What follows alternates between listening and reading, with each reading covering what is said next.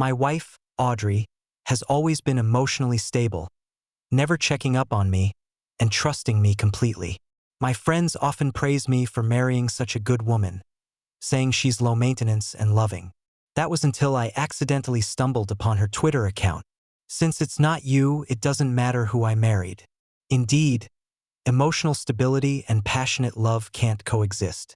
By your side, I would never be this calm. Thankfully, our daughter takes after me, so when the three of us travel together, there's no shadow of anyone else. I discovered that on our wedding anniversary, she had taken our daughter on an international trip with Crispin, her first love, even letting our daughter call him Dad.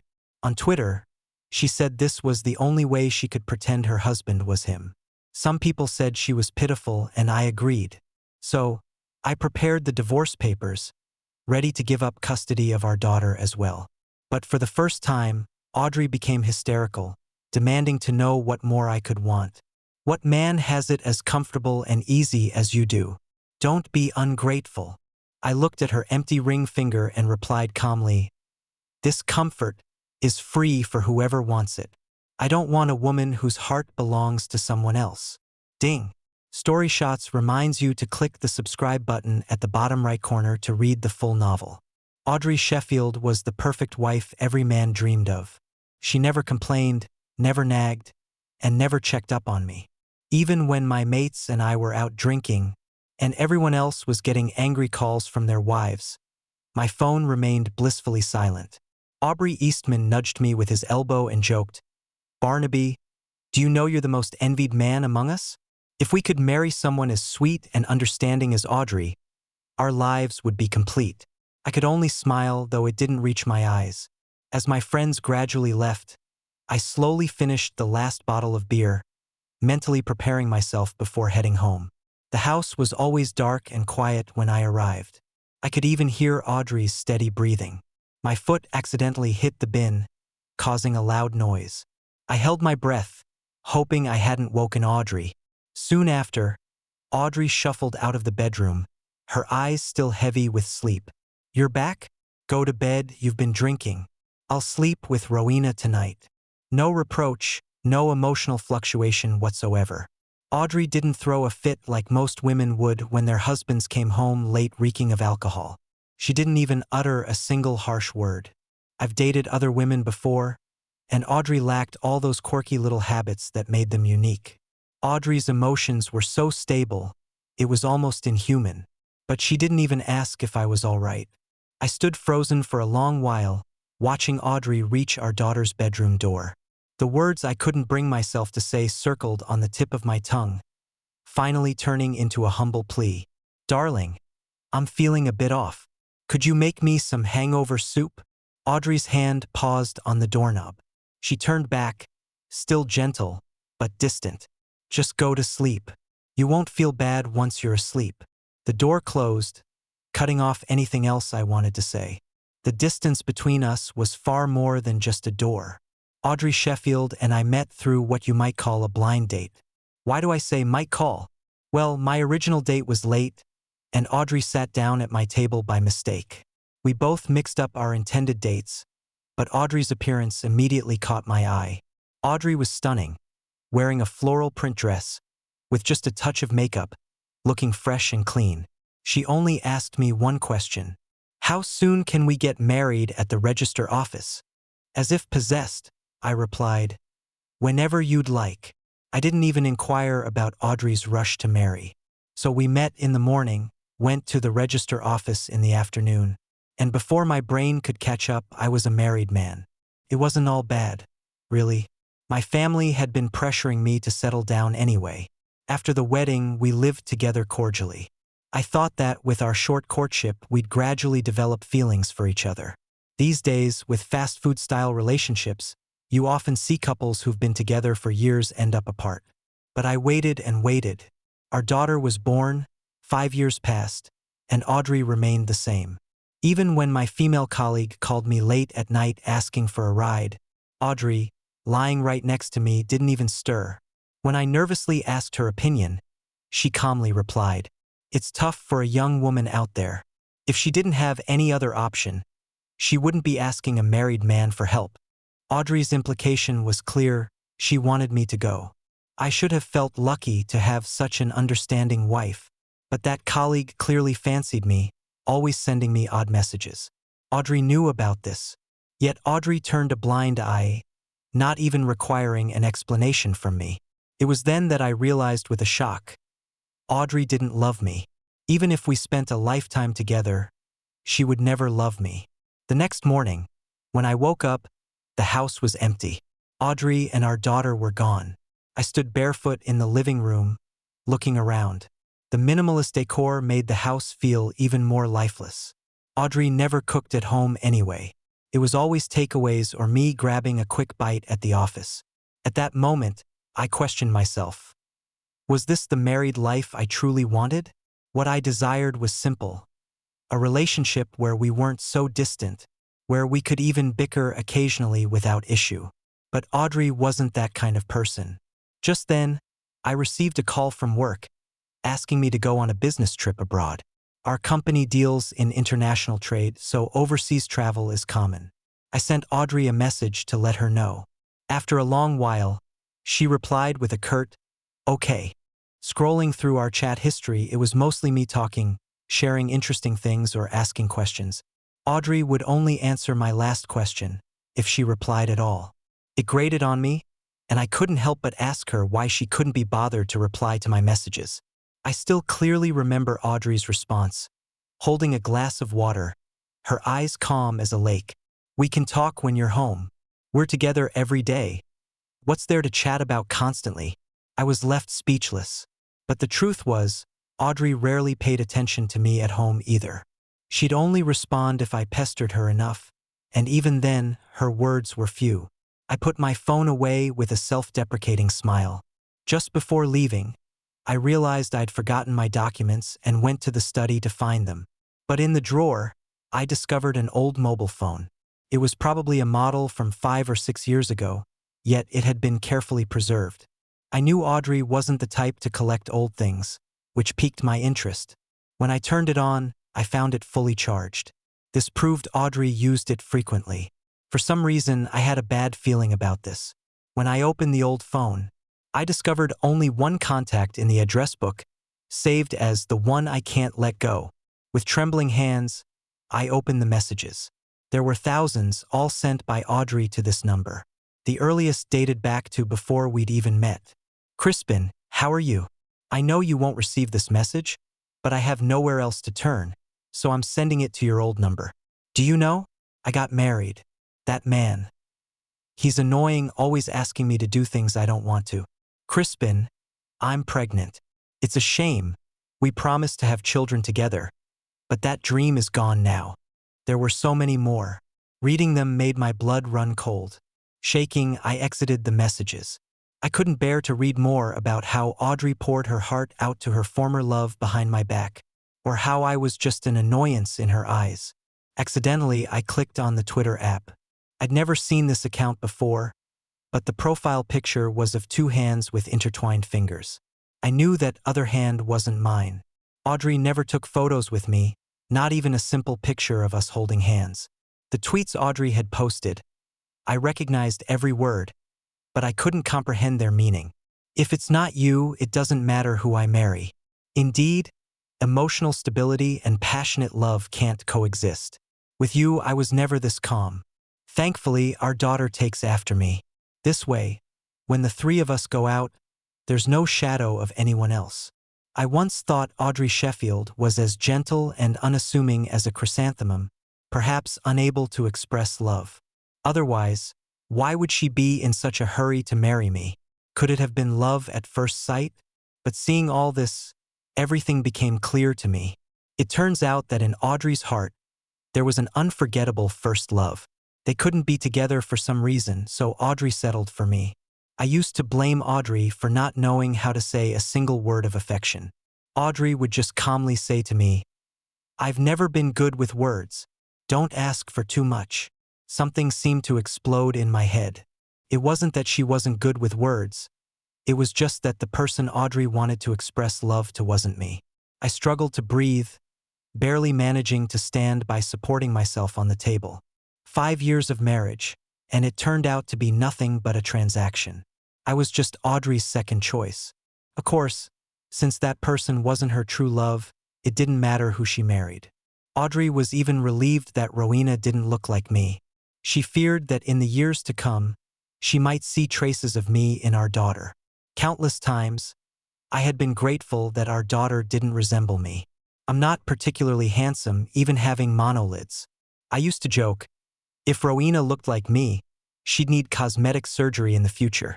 At those times, Audrey would lower her eyes and remain silent. She was probably happy about it deep down. I put the phone back, wanting to go out, but my legs were too weak to move forward. It took me a while to realize that, at some point, 2 streams of tears had rolled down my cheeks. This was the woman I had loved for 5 years. I was a person not even worthy of having a name, at least not in Audrey's Twitter or text messages. The company driver kept calling me, urging me to hurry. I composed myself and ran downstairs. "Mr. Sinclair, tomorrow is your wedding anniversary with your wife, isn't it?" Fergus Windsor's words pulled me out of my thoughts. I was surprised. "How do you know?" Fergus gave a sheepish smile. "Of course, every year on this day, you have me order a huge bouquet of roses and an expensive cake. You also take the day off to go home, even buying loads of gifts for your wife. You have no idea how envious the young ladies in the company are of your wife, having such a good husband like you." I clutched the hem of my shirt tightly, my heart feeling as if it was being torn apart. "But you're on a business trip today, so you definitely won't make it back in time tomorrow. Do you still need me to order flowers?" Fergus asked, changing the subject. A look of defeat flashed in my eyes as I replied flatly, "No need." Fergus chuckled softly. "Are you planning to take your wife on an overseas trip?" I wanted to deny it, but I couldn't find my voice. I just nodded vaguely. Indeed, every wedding anniversary, I would give Audrey many gifts. I believed that rituals were the most important thing in a marriage. On our first wedding anniversary, Audrey didn't come home until after midnight. The cake had already collapsed, and the candles had burned halfway down. Audrey didn't even bother to give me a glance, just saying coolly, "Worked overtime at the company, came back late. I've already eaten outside, sorry." Although I felt disappointed, I still smiled and handed the gifts to Audrey. She held them with an expressionless face. "Thank you." But the next day, I saw Audrey's items listed on a second-hand platform. All the gifts I had carefully chosen. It was the first time I had bought gifts for Audrey, and to ensure she would like them, I had even consulted many of the girls at the company for advice. Lipstick, skincare products, handbags, I had bought them all. The following year, Audrey returned home very late again, her eyes red as if she had suffered some grievance. I wanted to ask, but Audrey shut me out of the bedroom. Through the door, she said, "Can I have a moment alone, please?" Her tone was unquestionable. It wasn't until the next day that I learned she was pregnant. At the time, I thought she was crying tears of joy, but now I know she felt tainted, as if she had betrayed Crispin. Her heartfelt wish to have Crispin's child had been shattered. The 3rd year, the 4th year, it was the same story. I never sat with Audrey on our wedding anniversary. She was always absent, while I foolishly prepared surprises each time. I was like a clown. I thought I would move Audrey, but in the end, I was only moving myself. I should have understood from the first year that some things aren't worth continuing if others don't care. When I went abroad, I stayed at the hotel arranged by the company. It was a nice place, and our boss was generous, never skimping on such accommodations. The hotel had hot springs, a swimming pool, a delicious buffet, and floor-to-ceiling windows everywhere. As I was passing by the restaurant with my luggage, I saw 3 people sitting by the window, a stranger and 2 familiar faces. The man was holding a little girl in his arms, feeding her bite by bite. The woman sat across from them, a smile on her lips, her eyes as tender as melting snow. I froze on the spot, because that was my wife and my daughter. We rarely went out together. I had suggested to Audrey that since Rowena was already 3, we could at least go to an amusement park as a family. But Audrey had said, "You don't know how to look after a child. and I don't have the time. Audrey was brief and to the point. Looking back, every time I wanted to hold Rowena, Audrey always pushed me away. At the time, I thought Audrey was afraid I might hurt Rowena, being a rough man. Now I understand. Audrey was afraid I would taint her miniature version. But Crispin could hold her whenever he wanted, however he wanted. And this was the first time I had seen Audrey smile like that. It turns out Audrey wasn't naturally cold-hearted after all. At that moment, the three of them looked like a happy family. Crispin had some sauce on the corner of his mouth, and Audrey gently wiped it away with a napkin. Crispin gave her a grateful look. Rowena's gaze moved from Audrey to Crispin. Through the window, I saw Rowena's lips form the words. She called Crispin Daddy. I was stunned. This scene was like a knife randomly stabbing my heart. Crispin was Daddy. So what was I? The irony was that Rowena always seemed to reject me too. When I tried to get close to her, she would push me away and cry for Audrey. When I tried to read her stories, Rowena would hide under the covers, her whole body screaming rejection. I asked Audrey what was wrong with Rowena, why she wouldn't bond with me. Audrey just said, "You're too busy, you never care about the child. It's understandable that she feels distant from you." I was instantly speechless. A deep sense of guilt rose within me. But as it turned out, every attempt I made to make amends with Rowena was shut down by Audrey. I never had the chance. I bit my lip hard, tasting blood in my mouth. I wanted to rush over and confront Audrey, demanding to know why she was doing this to me. Why was she letting my daughter call another man daddy? But I held myself back. Audrey could have been kinder, smarter. She didn't have to leave her phone with messages to Crispin in plain sight, or just happen to appear at the very place I was going on a business trip. It was time I ended this marriage. I put my luggage in the room. Griselda, who was accompanying me on this trip, came bouncing to my door and knocked. "Mr. Sinclair, shall we go for dinner together?" I took a deep breath. "You go ahead. I'm not hungry." Griselda's disappointed voice came from outside. "But I don't speak the language. If you're not there, I'll have to go hungry too." Griselda was one of the younger colleagues in the company, my assistant. Always cheerful. She seemed to have no worries in life. She was hardworking too. Since becoming my assistant, she hadn't made any major mistakes. A reliable subordinate, I'd say. I had no choice but to open the door. Upon seeing me, Griselda's face, which had fallen, immediately lit up with a smile. Pathetically, I found myself hoping Audrey and the others weren't in the restaurant anymore. At least then I could preserve some small shred of dignity. Perhaps the heavens were on my side. I looked around, and sure enough, the three of them were gone. I breathed a sigh of relief. For some reason, even though I wasn't the one who had cheated, I felt more nervous than they did. Perhaps there's truth in the saying that the one who isn't loved is the real outsider. I wolfed down a lot of food. How could I not be hungry? I hadn't had a drop of water all day, let alone food. My stomach had been completely empty. "Barnaby!" A familiar voice sounded above me. I looked up to meet a pair of cold eyes. "Are you following me?" Audrey Sheffield was still accompanied by Crispin Farley, who was holding Rowena with one arm while she clung to his neck. Yet Audrey showed no embarrassment at being caught with another man by her legal spouse. Instead, she seemed rather angry. Griselda Blackwood glanced at me, then at Audrey, before lowering her head to resume eating. Everyone in the company knew Audrey Sheffield.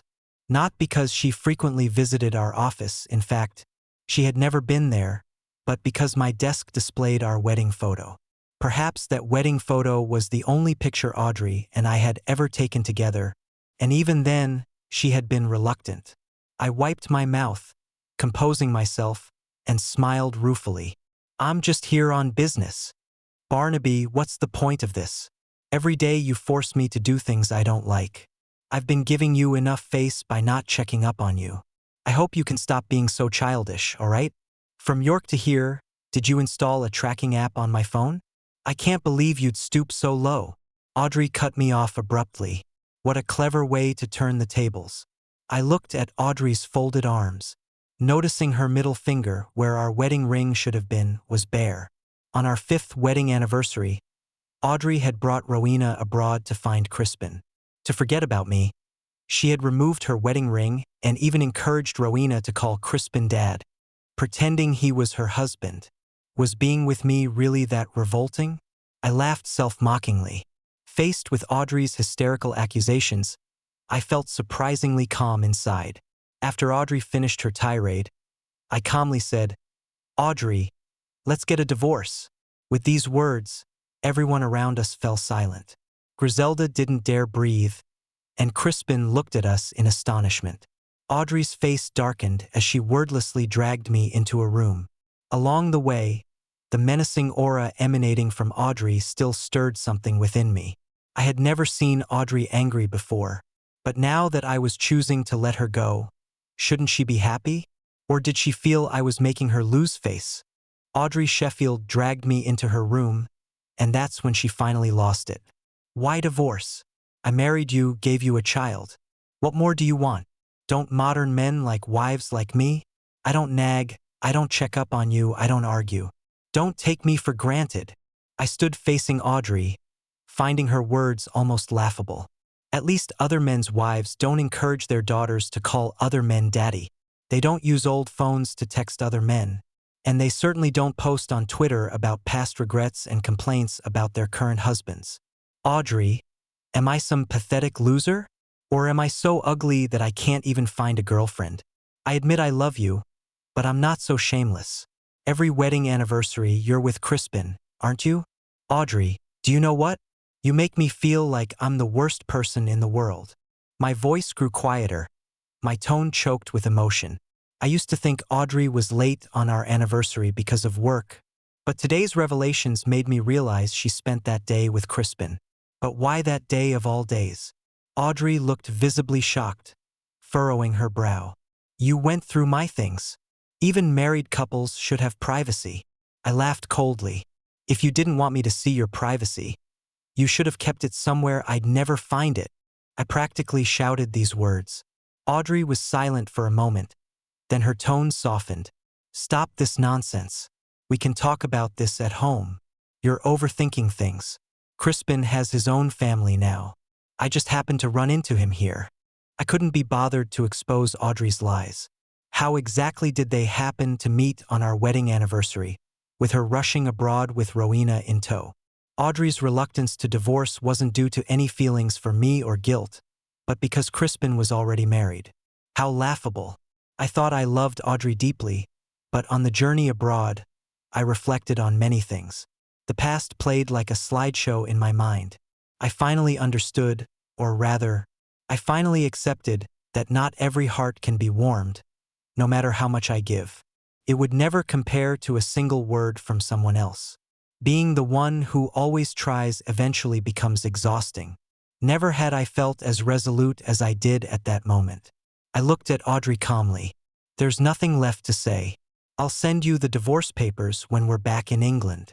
As I turned to leave, Audrey called out, "Are you going to abandon your own daughter?" At that moment, all the resentment and restraint I had bottled up exploded. I turned back, my gaze icy.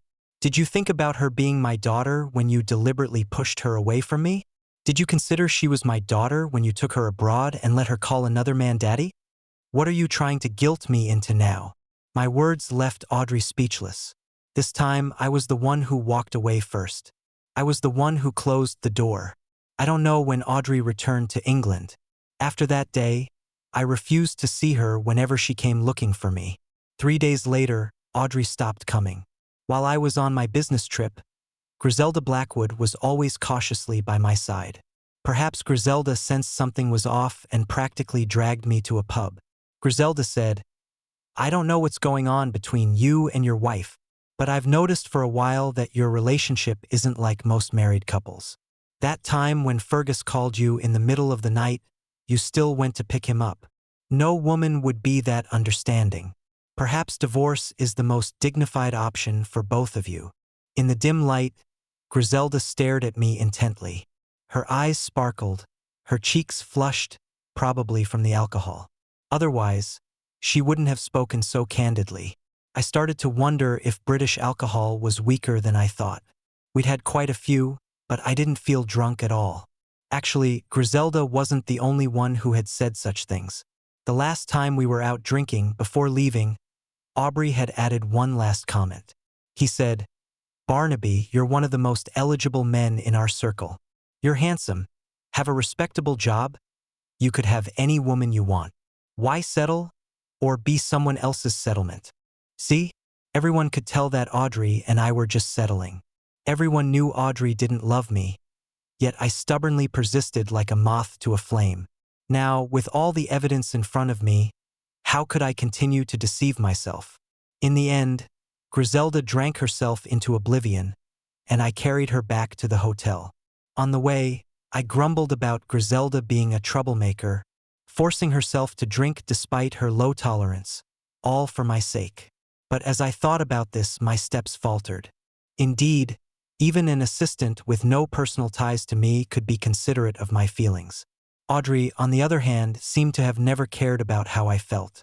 When I returned to the hotel that night, I received a WhatsApp message from Audrey. It was the first time Audrey had messaged me proactively, not just with a word or two, but a lengthy text. Audrey recounted her story with Crispin. She and Crispin were childhood sweethearts. Like in every cliché romance novel, they grew up together, went to school together, ate together, played together. When they came of age, they confessed their feelings and got together. Their relationship was smooth sailing. But when it came time to discuss marriage, there were no parental objections, no sudden cancer diagnosis. Crispin simply chose to go abroad. Audrey even threatened to break up, not wanting a long-distance relationship or to only be able to read Crispin's worried messages if she fell ill. But Crispin still chose to leave. Furious, Audrey ended things and quickly went on arranged dates, got married. She thought she could force Crispin to come back. Unfortunately, over time, Crispin dated, married. For him, Audrey was just a youthful romance, not enough to make him give up his future or pine for her forever. Audrey was as foolish as I was, stubbornly believing that as long as she didn't give up, her unwavering devotion would eventually be reciprocated. Our wedding anniversary is on Crispin's birthday. It's laughable. I watched as Audrey Sheffield vividly described their past encounters, but my heart remained unmoved. Perhaps Audrey thought she could meet and date Crispin Farley without any pressure, always having a way out. As for Crispin's intentions, Audrey was well aware.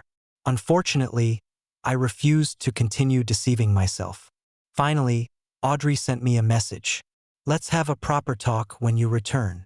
I didn't reply as I felt it unnecessary. Upon my return to England, the first thing I did was print out the divorce papers. Audrey was waiting for me at home. Hearing the door open, she smiled for the first time, her tone gentle. "You're back." Audrey picked up Rowena, as if guiding her. "Say hello to Daddy. Tell Daddy he's worked hard. Without Daddy, you wouldn't have pretty dresses to wear." Rowena looked at me, her eyes still unfamiliar. But Rowena still softly called me Daddy.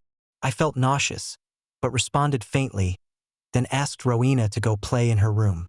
Some things shouldn't be said in front of children, and she's 3 now, old enough to understand. Audrey seemed to anticipate what was coming, her smile fading. I didn't beat around the bush and took out the divorce papers. "I have evidence of your affair. If I submit it, you'll leave with nothing. But I don't want custody of the child. We'll split the assets equally." I was brief and to the point. Audrey stared at the divorce papers, unable to process it for a long time. I had all the time in the world to wait her out, just like every wedding anniversary when I waited for her to come home, from morning till night. After a long while, Audrey let out a laugh of indiscernible emotion, looking up at me with reddened eyes. "Are you really going to be this cruel?" I didn't understand how Audrey could say such a thing, as if the person being cruel was me. I smiled faintly. "We're both adults now. Making mistakes is no longer just making mistakes. It's a choice. If I hadn't seen that scene, if I didn't know you still had feelings for someone else, how long were you planning to keep it from me? 10 years? 20 years? Or a lifetime? Audrey, I've had enough of being a fool. So I hope you'll do me the kindness of letting me go." Audrey Sheffield clutched the corner of the paper tightly, crumpling it without noticing. "Please, Can we not get divorced? I promise I won't do this again. I'll cut all ties with Crispin. I'm begging you. Please don't divorce me. Rowena is still so young. She can't be without a father. And I can't be without you. I remembered that look clearly. When I first met Audrey Sheffield, her eyes were misty with tears, almost pleading with me to marry her. I softened then, but this time, my heart was as hard as stone. I knew that if I gave in now, I would only be met with more coldness and hurt in the future. I shook my head. You've had countless opportunities over the past 5 years to cut ties with Crispin, but you never did. Rowena doesn't necessarily need me as a father. She didn't seem too upset when she called someone else Daddy. Audrey, I don't have much more to say to you. You have 2 options. Either sign the divorce papers willingly, or wait for me to take this to court. If it comes to that, you'll be left with nothing. Audrey hesitated for a moment, but eventually signed the agreement. As she handed it to me, she added, I know I've wronged you. I'll find a way to make it up to you, to win you back. I let out a cold laugh. The love Audrey gave was like a parachute, not there when I needed it, so I wouldn't need it in the future either.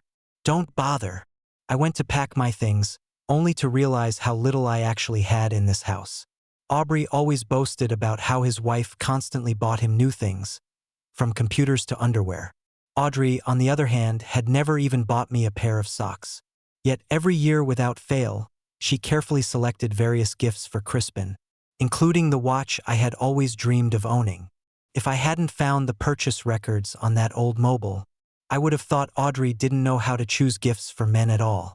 As I came out with my suitcase, Audrey was waiting in the living room, looking awkward. Just as I touched the doorknob, Audrey's pleading voice sounded behind me.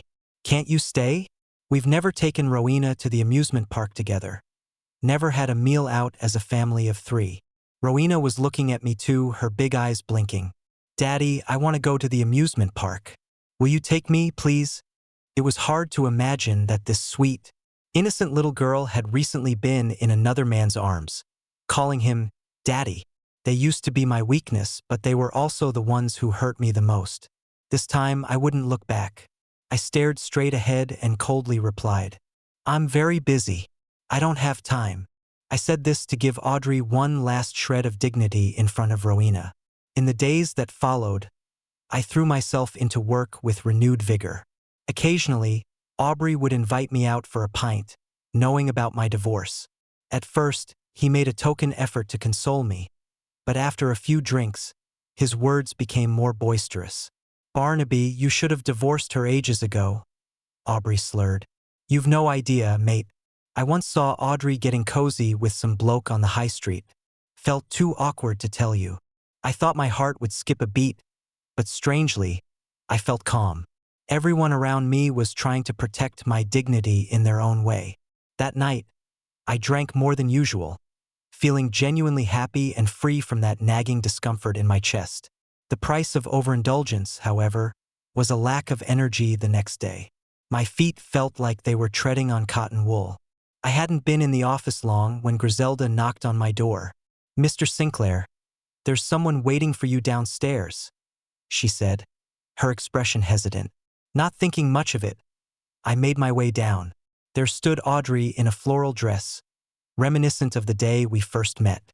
She was holding a thermos flask and smiled as she approached, pushing it into my hands. I heard you had a bit too much last night, she said. I've made you some hangover soup. Drink it while it's hot. In the past, I had asked Audrey countless times to make me hangover soup, but she never did. Now, I no longer held on to such expectations. I pushed the flask back into Audrey's hands. No need, I said firmly. I'll just have some yogurt. There's no point in trying to make amends. It won't change anything. If there's nothing else, you can go. I have a meeting to attend. Audrey's eyes dimmed, and she bit her lip, lowering her gaze. I know I made mistakes, she said softly. I just wanted to make it up to you. I gave a faint smile. As I said, there's no need. Griselda came down just then to remind me about the meeting. I walked away without looking back. Griselda, however, kept glancing behind us. Sir, Are you really not going to give Mrs. Sinclair another chance? She seems quite upset. Maybe you could forgive her. I found it hard to understand the fickle nature of young women. The same Griselda who had encouraged me to divorce at the pub was now suggesting reconciliation. I spoke slowly. Never look back. Life is your own. Even if you're alone, don't settle for less than you deserve. Griselda nodded, seeming to half understand, but she was smiling brightly. I hadn't realized this young lady had such a mischievous side. Her blatant test and her expression had given her away. From that day on, someone would bring me lunch every noon. Even though I never saw the person delivering it, I knew who it was. Each time, I wouldn't touch anything inside, leaving the thermal container in its original place. And every day, there would be new, steaming hot food inside. I didn't know what Audrey Sheffield was persisting for, but she never grew frustrated, never ceasing to send meals. Perhaps Audrey was trying to fulfill my old wish of eating food she had prepared herself. But Audrey didn't understand that wishes expire, and the love I once gave, when betrayed, would be taken back. Until my birthday, when I received an exquisite box containing the watch I had been longing for. There was no signature, no note. This time I accepted it. After all, it was something I wanted, but I still transferred the money to Audrey via bank transfer. I left only one message. Belated affection is cheaper than grass. I hope you can live well with Rowena and stop wasting time on me. After all, Audrey had been pursuing me for over a year. I never received any more messages from Audrey, as I had already blocked her. Barnaby Sinclair, explain this to me. Who sent this? Is it that woman again? Griselda Blackwood demanded, hands on her hips, her little face puffed up with anger. I smiled. The person who cares about you will argue with you, question you, and get jealous.